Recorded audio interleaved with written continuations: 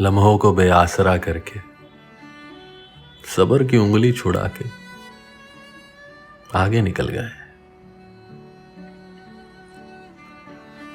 तुम समाज की काली मकड़ी के जाल में फंस गई और मुझे जिम्मेदारियों के ब्लैक होल ने निगल लिया। पीछे मुड़ के भी न देख पाया। अब ये जिंदगी तो गुजर ही रही है, मगर दिल में एक मलाल है। क्या हो जाता जो ख्वाब जी लेते, दिल की सुन लेते, क्या हो जाता।